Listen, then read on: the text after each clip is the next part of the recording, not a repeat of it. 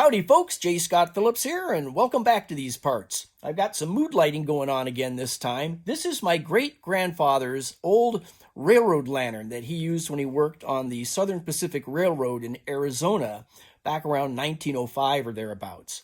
And it's been handed down from father to son through some generations of Phillipses here, and I bring it to you today because we are bound for the Old West with the Rootin Tootin' June on the Range book tag that was created by Steve Donoghue in preparation for Michael K. Vaughan's, this is his second year running of his original BookTube event called June on the Range, and that is going to be celebrating Western fiction.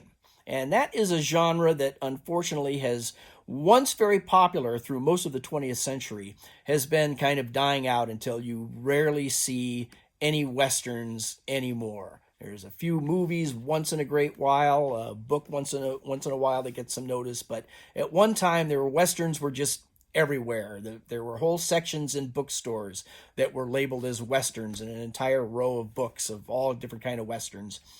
And I think they started to fall out of popularity towards the end of the 70s and into the 80s.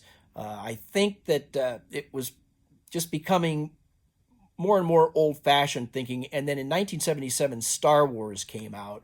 And I think that was one of the last nails in the coffin. Not the final. We still have, there's still some kicking a little bit in the old Western genre from time to time. It's still with us, but it's a ghost town, really.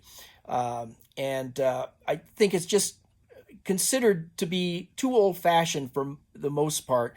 Another thing that I think has happened, I don't know this for a fact, it's just kind of my opinion from things that I've seen, is just the education system in the United States here since my day. And that is that they just don't teach history like they once did, and it's not reinforced by anything.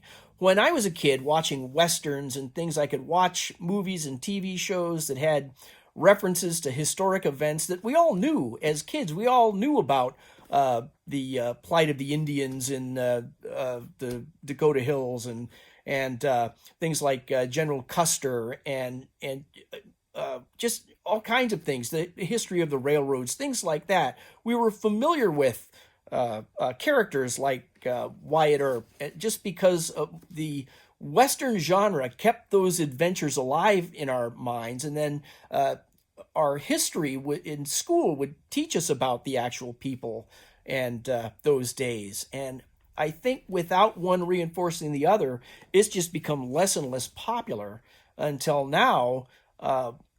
People will think of Westerns as just kind of cowboys and herding the cattle and things like that. Maybe cowboys and Indians, but even that isn't so much of a thing anymore. And it's just kind of a lost piece of knowledge as far as why would you want to read or watch a Western? It doesn't connect so much with us anymore in popular culture. It's a crying shame. So kudos to Michael K. Vaughan for breathing some life back into the old genre here. Boy, I've really started wandering down a path here, haven't I? Sorry about that. I guess I was born under a wandering star, as they say. So let's mosey on back to the questions here. Steve put together some questions, 9 or 10 questions here that are meant to kind of examine our own personal connection with the American West. And some of them are a little nosy, but so is Steve. So we'll plow ahead here. Question number 1, a ways out west. Have you ever been to the American West? Well, I live in Anaheim, California, so that's almost as far west as you can go in the United States, I think. Just a few more miles from here is the Pacific Ocean. And that brings up a point because Steve defined the American West as north of the Rio Grande, east of the Rocky Mountains, south of the Canadian border, and west of the Missouri River, or maybe the Mississippi River. But east of the Rocky Mountains, to me, is not right. That sounds like it's chopping the American West in half. I think the American West is defined on the western coast of the Pacific Ocean. So I'm going to go with that for the rest of my answers here. Question number 2, Dry Gulch. What's the smallest town you've ever visited? Now, I've been fortunate enough to grow up with a circle of friends, and I still most of them, we're all still in touch with each other.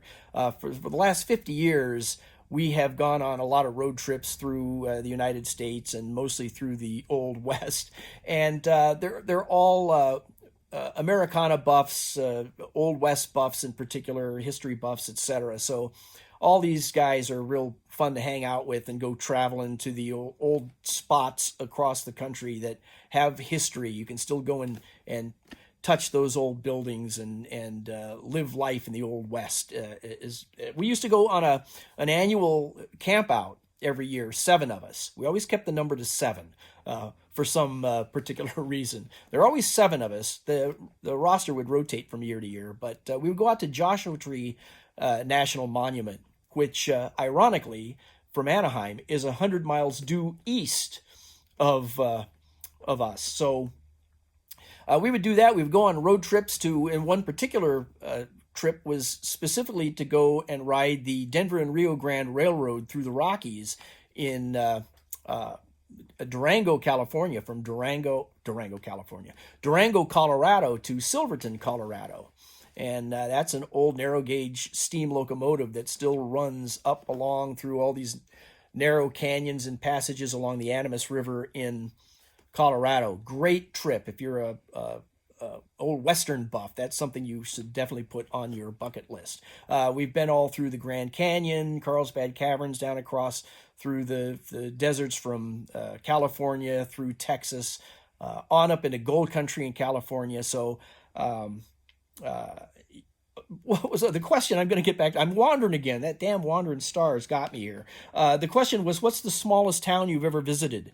Well, I've gone through a lot of very small towns on a lot of these trips here. Some of them literally one-horse towns, just wide spots on the road. But I'm going to say visited. To me, just to define the term visited, I think in my mind means that you've spent some time there. You've spent a few days, at least a few days, and actually visited the town. And for me, I'm going to say Laurel, Montana is that town because my mother was from there. She grew up on a ranch in Montana along the Yellowstone River, the Bar T Ranch it was called, and it was just south of Laurel, Montana. So as a kid, through the 60s and 70s, every other summer, I'd get packed up and towed up to Montana with my mom so she could go and visit her folks up there and my aunt and uncle.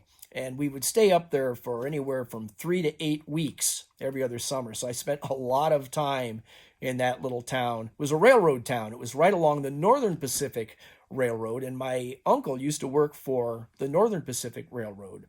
And it was a great old town. Then the question that follows up with that is, what was the population? It was, back in those days, it was about 4,500, pretty small town. Now, along the main street, which is old US 10.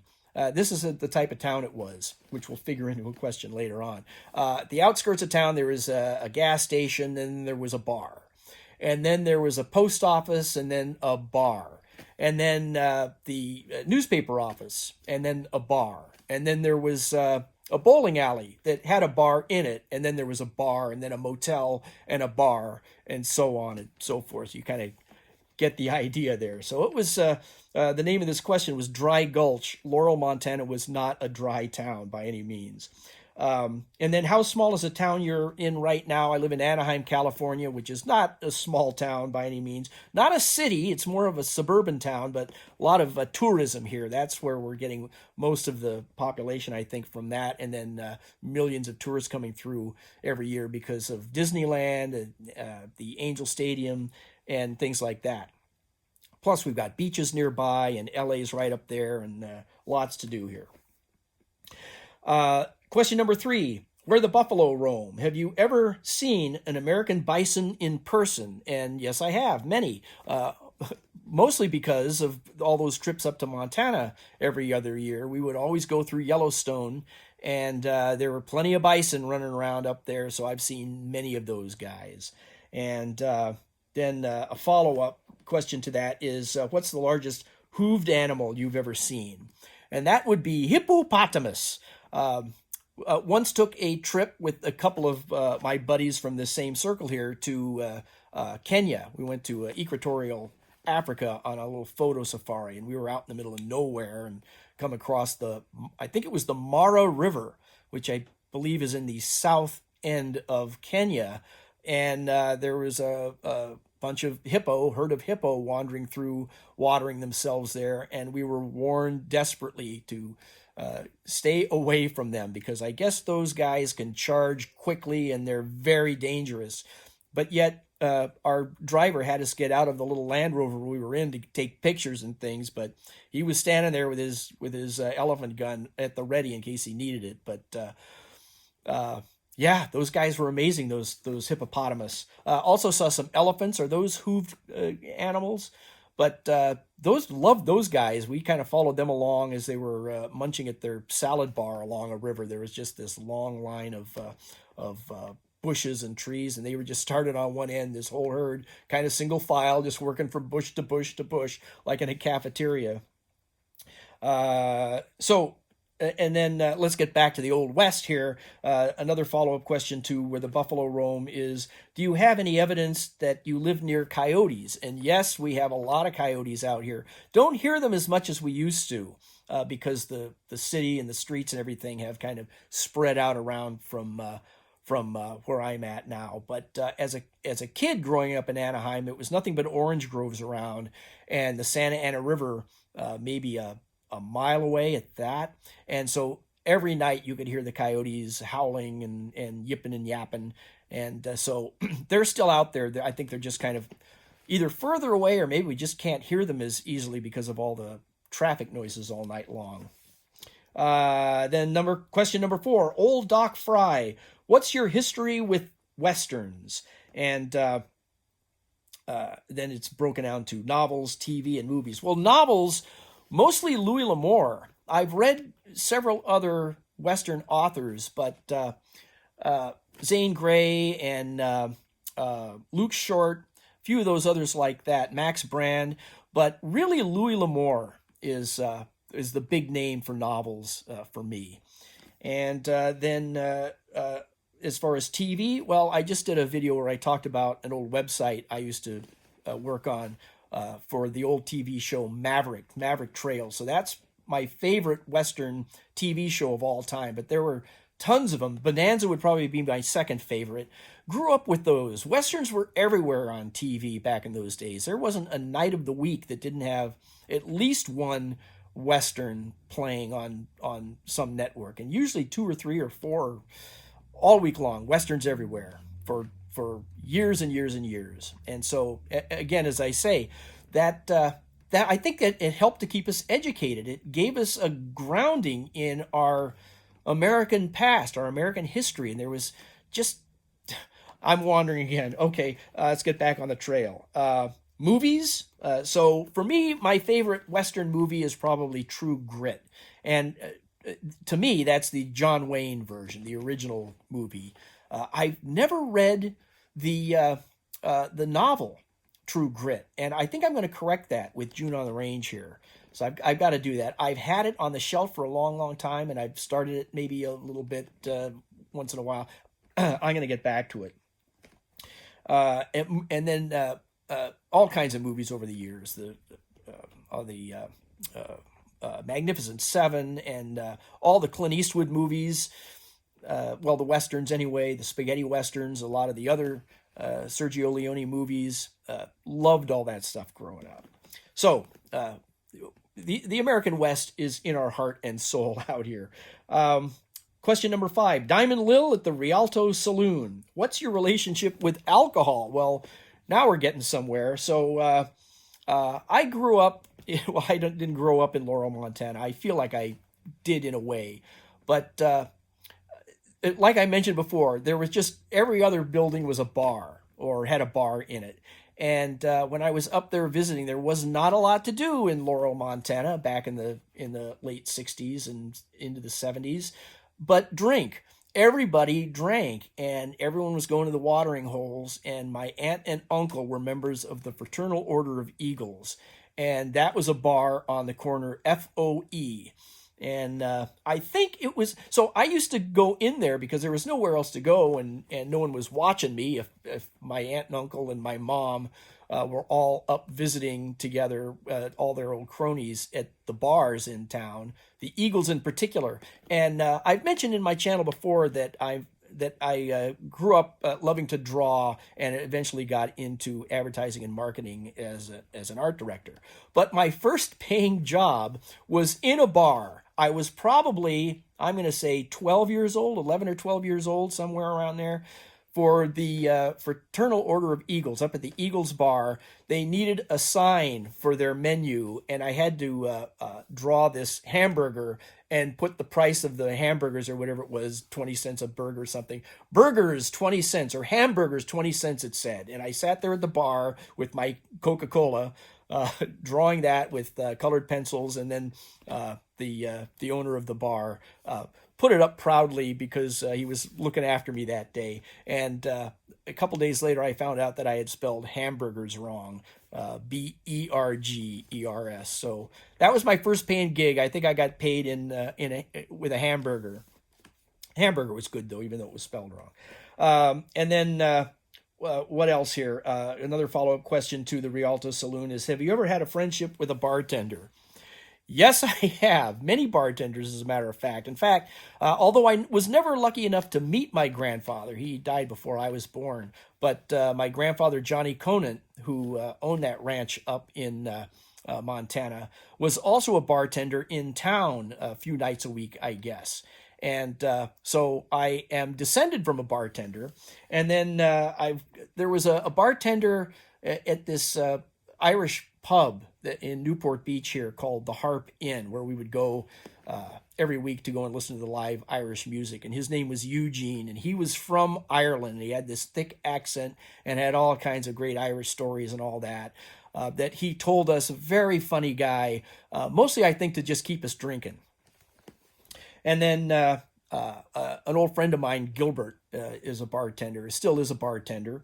And another old friend of mine, Captain Steve Abernathy, who I mentioned in a recent video here on Pickman's Model, he has a bar in his house and has taught bartending. So he's definitely a bartender. And then the one bartender closest to my heart, Amber, who took me in under her wing probably, 14 years ago now, I'm going to say. She's moved on now. She's moved off to Nashville, and now I believe she's in Kansas City. But she was a whiskey girl, and I was a Jameson guy. And in fact, got a bottle of Jameson right back there for emergencies.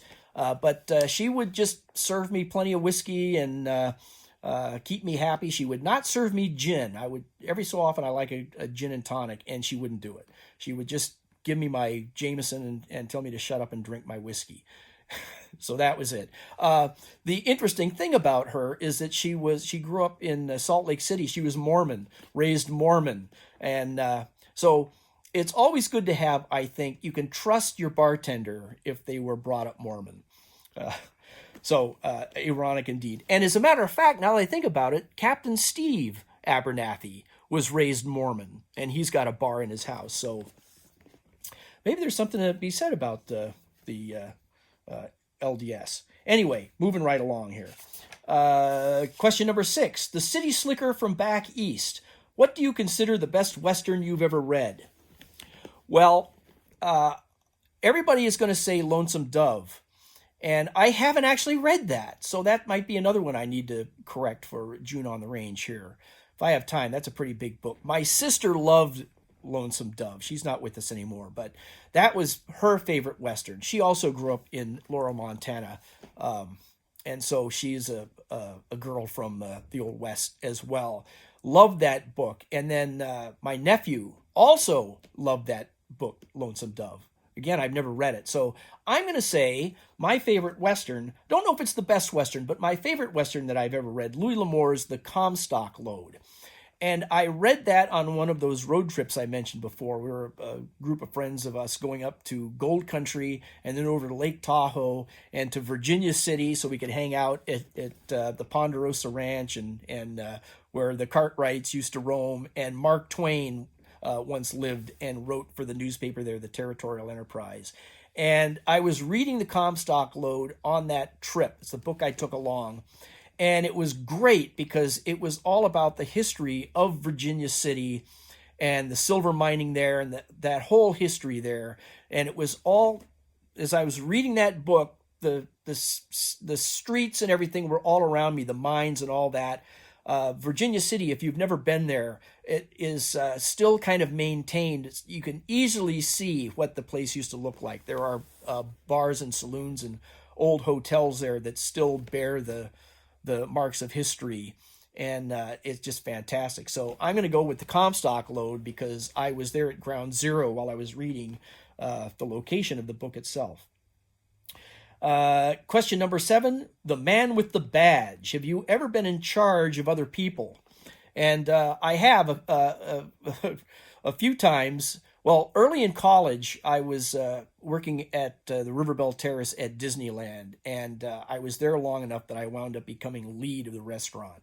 And that was a challenge when I had certain people working, trying to keep that kitchen running and cleaned up and ready for the next day, and everything stocked and all of that. A lot of fun, but that was my first brush with management. Then years later, we were working for an agency. I was working for an ad agency, and I was the art director there. And at one time, I had up to 3 designers working for me under my direction, as well as a few freelancers that would come and go. But they weren't actually on the payroll. But yeah, so I had that art staff. Still will work with freelancers from time to time, but no longer have a staff. But the next one is, would you be good at it?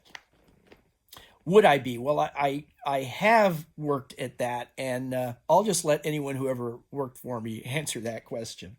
Question number 8, the Tombstone Kid. Have you ever fired a gun? Yes, I have. My brother-in-law, my sister, and I mentioned my sister before, and she's no longer with us now, but she was my mother's daughter from a previous marriage. So she was 17 years older than I was. And so a year after I was born, she turned 18 and got married. And she married Bob, my brother-in-law, Bob, who carried me around, a little baby on his shoulders, introducing this little baby here as his brother-in-law to everyone at the reception. And he was a deputy sheriff for the county of Los Angeles. So he carried a gun. He packed a gun. He was a lawman. And so I grew up with knowing my brother-in-law was this gun-toting fellow. And he was a big, jolly, funny guy who reminded me of Fred Flintstone somehow in appearance. But he took us out. He took me out one time with my niece and nephew out to the desert. And he had some guns and rifles in particular, that he would set up beer cans, and we would shoot at those. So that's a fond memory there. But other than that, I've never really shot a gun until just a few years ago. Our agency had an opportunity to go and pitch for a campaign for this place that was starting up in the hills along the 91 freeway here between Anaheim and Corona. There had a kind of a western little town that was built up there called Star Ranch, where you could go horseback riding and you could hire out the banquet halls and things like that, a little inn, maybe a bed and breakfast. We didn't get the account, and so therefore the place did not make it. It did not survive. But when we went up there, they were still getting it going and all that. One of the things they had in their little western town along there was this little set up for a little shooting match. Now you shot at a cutout of a western villain there, an old gunslinger, but they gave you a Colt 45 to strap on and shoot at this cutout, and only firing blanks to make sure that no one got injured. But the thing that I remember about that, having grown up watching westerns on TV and movies and all that, all the gunslingers are pulling the guns out and all that. Those things are clunky and wieldy. And so I'm thinking, okay, I'm just going to whip this out. And no, you got that thing is big, giant, clunky thing in your hand, and pull that hammer back and the trigger. And it's I don't know. I thought, what? How did this ever become a thing? So that's the last time I shot a pistol at the same Star Ranch. They had skeet shooting with rifles, and that I was really good at. They shot the first one out, and I thought, I'm going to lead out in front of it. So I did that and shot it, and poof, the disc blew up. They did another one, and I got 2 in a row. And then the third one up there, 3 in a row I got. And then that was my turn. I got 3. And that was all. So I guess I was pretty good at that. I don't know if I was just lucky. I probably was just lucky. But then the next lady who got up after me, and she was shooting and she was missing. So I stepped up and said, see, what you want to do is you want to lead out in front of it, spot down in front of it, giving her all the tips like I was the big expert that everyone had just thought, wow, there's the guy. I used to be a member of the NRA back in the day because once upon a time, the NRA was not the political machine that it is now. And I just was, I joined it. I didn't have a gun, but I joined it in support of the Second Amendment and all that. And because of my enjoyment of Westerns and those sorts of things. We used to go, some of these same friends I'm talking about, we used to go up to the Pomona Fairgrounds every year to the Great Western Gun Show. Mostly because they would have all kinds of Americana things there you can buy and sell and look at. That was fun. But it also was pretty scary because there'd be families out there with their little kids carrying Uzis around and stuff like that. It was terrifying in that way. But we went every year. So moving along now to question number 9. Sorry about that, folks. I was moving on to question 9, but there was one last follow-up under the one about the guns here. And the question is, have you ever been shot? And not so far. So before I do get shot, let's wrap up the last question here. Number 9, it ain't the bullet that gets you, it's the fall. And how would you ideally like to cash in your chips?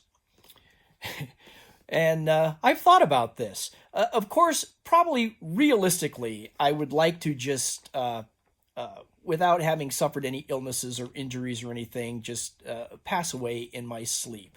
And I think I might have a good chance of doing that because so far, most of my grandparents and my father also is how they went. So that's probably the most peaceful way to go and probably the most common ancestor. But if I had to be there for it, I've thought I would probably want to die in a great fall from some huge height. And it would have to be a long enough fall that I would have time on the way down to belt out a couple of verses of The Minstrel Boy. That was how I would like to go out if I had to be awake for it. Okay, so on that morbid note, the last question is tag some hoot owls. So I'm going to tag a couple of people here. Steve has already tagged everyone that's involved, all the official hosts of June on the Range. So they would be out of range for this. But I'm going to, I have not noticed Randy Ray, the literate Texan, having done this yet. It's kind of surprising me, actually, because it seems like he would have been all over this sort of tag. So just to be sure, Randy, I'm tagging you for this tag here. And then also I'm going to tag Brandy at the Book Eclectic. I don't know if she reads Westerns. She reads a lot of science fiction and things like that. And I know she's involved with a lot of the booktubers in this little corner of BookTube here. But let's see if we can get her to respond to some rough and tumble, Rootin Tootin, June on the Range, the book tag here. And so there you have it, folks. It was a fun one to go through here. It's a little different than what I'm usually doing here. Usually I'll talk about a book and artwork and things like that. But these questions were fun to answer and subjects certainly close to my heart. And now I'm looking forward to participating in June on the Range, starting here in just a few days. And we will, with that, we will ride off into the sunset until we chat again. Thanks a lot.